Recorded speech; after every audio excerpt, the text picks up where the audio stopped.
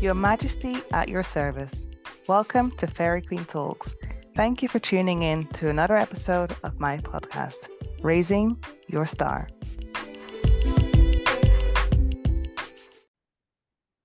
Welcome to the Raising Your Star episode of Fairy Queen Talks, featuring Faith Richards. Before we delve into the episode, I thought it was only right to introduce her. Faith Richards is a hybrid, dark indie yet soulful sound, cuts through radio noise anywhere, and takes the listener on a transparent journey of self-discovery. Having garnered over 11 million streams as a completely independent artist, Faith is definitely a force to be reckoned with. Faith's sound has evolved alongside her with influences everywhere from the 1960s soul and jazz to Amy Winehouse, Erykah Badu, Sabrina Claudio, and Banks. Faith's music has received recognition from media houses such as BBC, Netflix, Vogue, just to name a few. As Faith's fan base continues to grow globally, I thought it was the perfect time to speak to her on this episode, Raising Your Star. I think this is the perfect time to welcome Faith Richards to the podcast. Hi, Faith. Hello. How are you Thank you for that. doing? No I'm problem. good. I'm good. Thank you. How are you? I am amazing. Thank you. Thank you for coming on today and be exposed to my listeners on this side of, the podcast world. So, could you just introduce yourself to everyone and also let us know what your thoughts are on the term rising star? Yes, I think you did most of the introduction, but my name is Faith Richards. I'm an up and coming, as people say, R&B singer. I'm living in Paris, France right now. I just moved from Los Angeles, California last year, and yeah, I'm just doing the dang thing. About Rising Star. Um, what's interesting is I've probably used that phrase to describe myself, but when I actually think about it, I think I prefer like saying star on the rise because I am a Mm, star. I think like when you're pursuing anything, you kind of do have to have that ego or whatever you want to call it, that you are a star, that you have something special. And I'll always be on the rise. I don't think I'll ever like just set myself in the sky as like this specific star. I think I'll always be like chasing something. Um, so yeah, I think I prefer star on the rise or like star that's still rising. I don't know. okay. Now that's amazing. Star on the rise. I absolutely love that. And I definitely will use that as one of the quotes to promote this episode because, like you said, everyone, once you know you are a star, you're always on the rise. And I absolutely love how you phrase that. So, in Oh. terms of, no problem, in terms of finding your voice, what was your journey like and how did you, say, okay, actually, I do have a talent. I am a star. And how did you kind of, you know, put that further into actual work opposed to just singing at home? Um, I grew up, definitely I've always realized I'm artsy and more like right brain.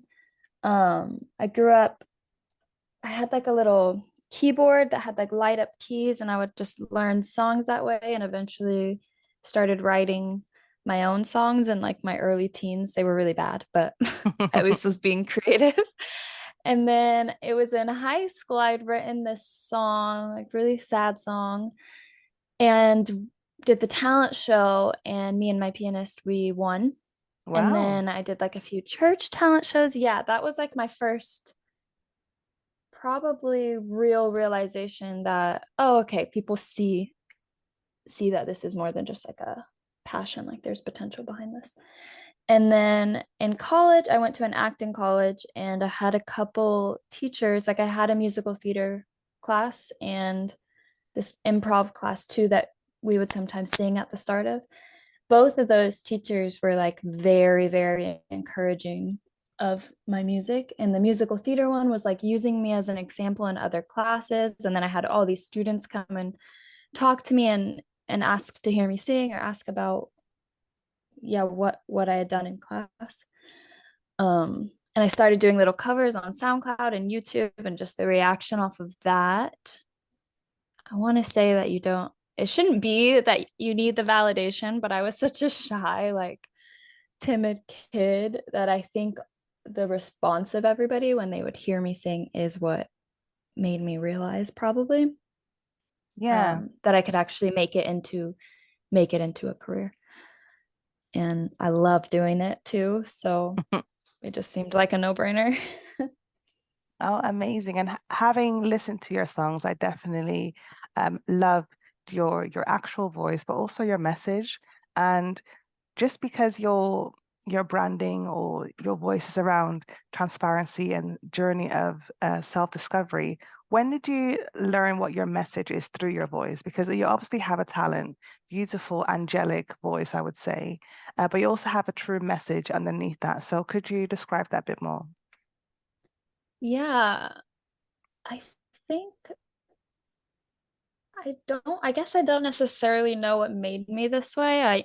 am just like pretty open and I'm very sensitive and very aware of all my feelings. And I know a lot of um, people specifically that maybe aren't creatives, it's more difficult to like express your feelings, but I know they relate to everything I'm Mm. going through because we all have the same human experiences, like just in a different way. We all experience loss and heartbreak and all those things. And I just feel like I've lived so many lives. I'm 26, but I feel like I've lived so many different lives and I've lived in a lot of houses, I've been religious, not religious, I've heartbreak, like trauma, all of that. Like I have a lot to say. And not only is it helping other people, but it's such a release for me too, to not have to have any secrets, to not hide anything. Um, it's like my therapy, as cliche as that is. I know all artists say that, but it's so true. And yeah, I want to heal people and I get to heal myself at the same time. So it's pretty awesome, to be honest. Yeah, no, I'm definitely with that, especially also like with Fairy Queen talks. It's very much also therapeutic for myself, because Mhm. I believe that everyone deserves a happy ending, no matter what your start in life was, and discovering what where you are in your life. So, no, thank you for sharing that. So, in terms of having a voice or talent is a very essential part of being a musical, performing, singing artist. However, to enter the music industry, there's so much more involved. So, with this in mind, what ignited your desire for working towards being an artist in this global market? And reflecting back from when you first started, did you truly understand what is involved in being an artist in this world? Um, I think I did know it was going to be a lot of hard work. I I really like to keep myself pretty busy and not have to rely on people too much, which is something I do love about this industry. Although I do still need other people on my team, I'm able to do a lot by myself and keep myself busy that way. Um, but I don't know. I do strongly believe like hard work plus talent plus risk will equal reward if I just keep my mind on the prize. Of course, I had the dream that like I'd be discovered and become famous overnight, and like someone will see my YouTube video. Like, yes, of course, still dreaming that. But yeah, the more realistically, it's a lot of hard work. I don't know if I answered that whole question. Let me know if I missed part of that. No, no, no. I think you answered that quite correctly because yes, you are dreaming and still, open to if anyone hears your voice to become this, overnight star. However, you're still working towards being an artist without this, label behind you and you're doing it independently. So it's absolutely amazing. And it actually leads me to my next question. So there is a quote that I absolutely love and live by, which says, "Luck happens when preparation meets opportunity." And when you were talking earlier about, preparing yourself to be an artist, this is very much what you're doing. You're doing everything right so that when someone does discover you, you already have a lot of work prepared and people can see your talent. So from my perspective, you've created your own opportunities to get to where you want to be in artistry. So why do you think it's important to create your own opportunities in the music industry in the current era of digitalization? And what opportunities are you preparing for now? Um, Great question. I think yes, I love that quote too, and I think it's very important to be prepared.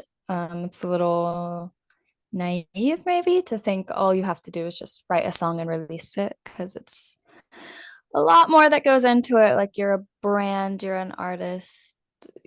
Yeah, there's a lot of marketing and all that too. I think especially yeah, this era that we're in with social media, it automatically presents so many opportunities. Um, I'm able, again, like I was saying before, to like stay busy with that, like trying out different things on TikTok, trying to see what works with Instagram. Also with emails, I have so many opportunities I can chase just by emailing people. Currently, I'm really trying to get a publisher or a manager or trying to get the funds for a marketing campaign for my next song. I think it's like time that I try to add people to my team, and it seems a little stressful financially, but I just know I'm praying on it, and I need someone else like backing me. Mhm. Um, yeah, I think you just in this industry, like you just have to keep moving or you'll feel stuck and discouraged. Like you can't let a little failure or like, numbers not doing how you wanted, like you can't let that trap you. Like you have to keep moving. Um, and just chase the next opportunity, release your next song, not get caught up too much in how it's doing, I guess, while still chasing opportunities. I don't know if this makes sense. No, It's like still do everything you're supposed to do, but if it doesn't get the results you want, like, oh well, like you released a song, you got the feelings out, like you probably did make a few fans that way, but just keep moving. yeah, Yeah. it's no, definitely. It's about keeping moving, and at the core of your singing is because you love it. And so it's Mhm. seeing people engage with your music is already the prize, but you're definitely trying to make it into a business. And with a lot of businesses, people start up individually, but then slowly grow their teams. And I suppose that's where you're at now to really create a living out of it and to add people into it because no one is able to create an empire for just themselves. You need to have a team, and that's what you're doing as part of your preparation. So that's a really good place to be in. So Yes, having, exactly. Exactly.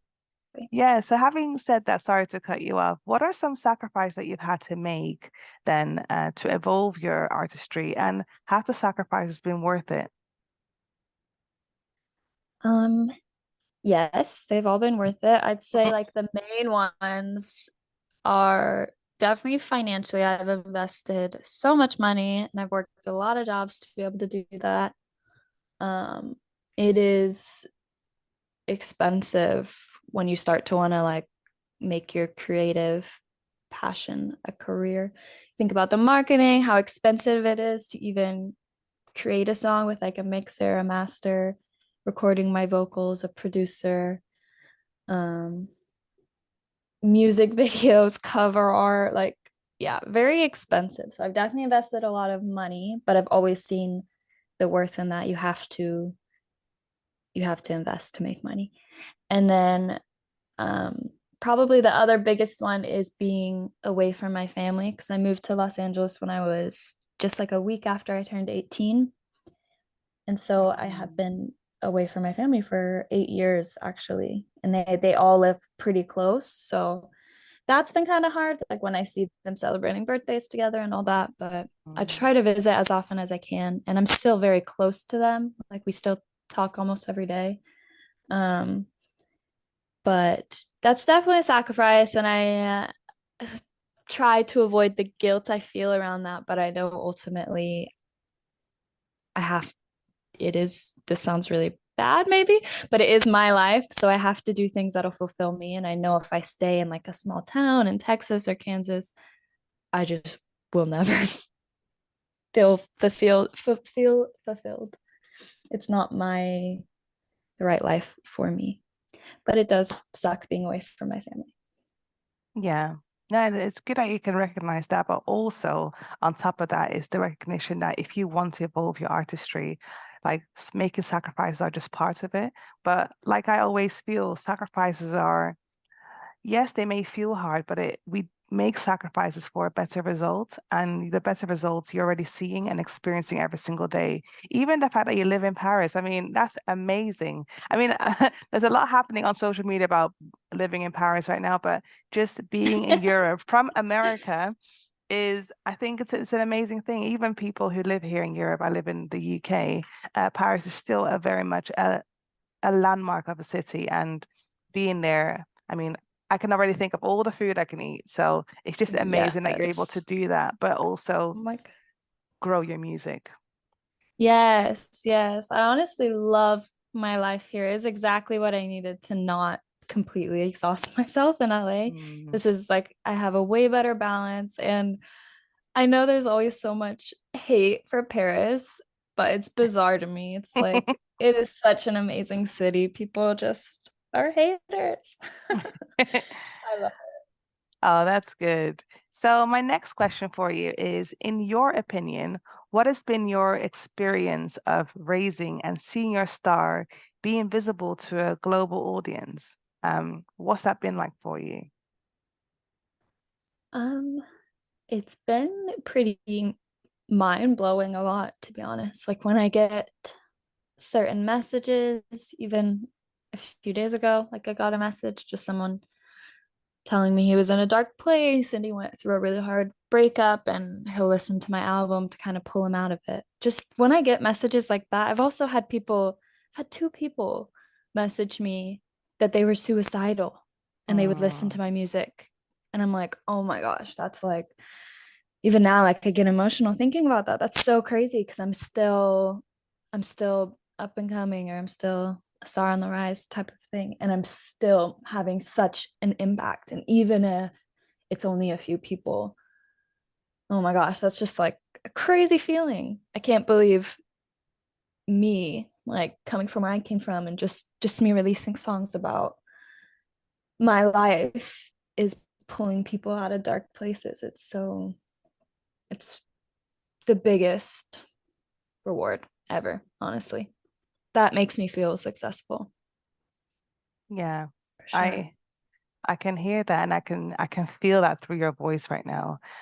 For personally myself, I don't drink coffee. But your song "My Caffeine" has been like my coffee for my morning at work. Like the days where I really struggle to just be up, be present in that space, I would put your tune on and be like, we can do this. And then, it just put me in such a zone and really energized me for my day. And we all go through different stages of our lives, and your music speaks to different parts of people's lives. And my caffeine has been an amazing transformation for me. It's been my actual caffeine. It energized me. And just knowing that I know you from when you lived in the UK, but to see that your voice and your songs have such impact in my actual daily life, it's just been very interesting to see that something that you created maybe for a different purpose has got an impact of positivity for others. And especially when it comes to mental health and suicide, being able to help anyone through that, I think that's the major impact, because life is so precious, and maintaining and retaining people in this life while they still have that choice, I think that's so precious. So well done for having that impact, and Mm. just knowing that your music is so powerful in that way. So Thank you. Thank you for that. no, thank you. Thank you. So what's next for Faith Richards? What's next for your music? What should people be looking out for? I have a few songs in the works. I wrote a lot of songs this summer when I was visiting LA. My next song is called Good Girl, and I'm so excited. It's really cool. I feel like this a lot about a lot of my songs, but I really feel like it could be the career launching one, which is why I'm trying to get a publisher behind it, or some money behind it. So that's it's already the cover art, the song. I'm just waiting till to upload it until I have some people on my side in the industry. that's what's next. I'm also really trying to get some like fashion collabs. I'm big on fashion, Yep. and I feel like the door is opening for me the bigger I'm getting. So I'm really hoping that'll be something this year or the start of next year that is coming for me. And I'm dreaming of doing Colors X Studio. So I feel like every step I'm taking is leading me there too. So that's what's next for me. That's amazing. And we are all looking forward and congratulating you along the way. So, we spoke a lot about you and your being a star on the rise. But for listeners who are working on developing and showcasing their talents to the world, what is one thing that you wish you learned early on your journey about being a star on the rise? Um, Honestly, probably to not listen to people too much. Like take critique and advice with a grain of salt. Um, I think it's really important to just stay true to your voice, your power, your message, your purpose, your art. Like people maybe intentionally, maybe unintentionally will try to shape you into what they think will be popular or what they think is like popping right now. Just stay true to your authenticity or you'll lose your passion in your work. So that's probably a big thing because I've seen it a lot. People change their sound to what might be popular or what they think people want. But I Mm, think you'll go the furthest just being who you are, trust in it. wow. So Yeah. stay authentic, be who you are, everyone. And she's in the game for a very long time. And I think that's a valuable lesson for everyone, and not just in the music industry, but generally in life. Thank you so much for sharing that because I think it'll be very useful for people who are listening because everyone is trying to, showcase their talents or their skills to the world. And that's something that is very important to keep in mind. So Mm. thank you so much for giving your time. I know you have a busy schedule. Where can people find your music, find you, connect with you, and just yeah, let our listeners know where can they find you? Yeah, on Instagram, it's I'm Faith Richards. I am Faith Richards. And my website is just faithrichards.com. You can find all the links to my music there. So on Spotify, YouTube, Apple Music, TikTok, all that. Find me. Oh, that's amazing. So thank you so much for being on this episode, Raising Your Star. But most importantly, for everyone listening, remember that you are a star on the rise. So see you next time. Bye. Thank you.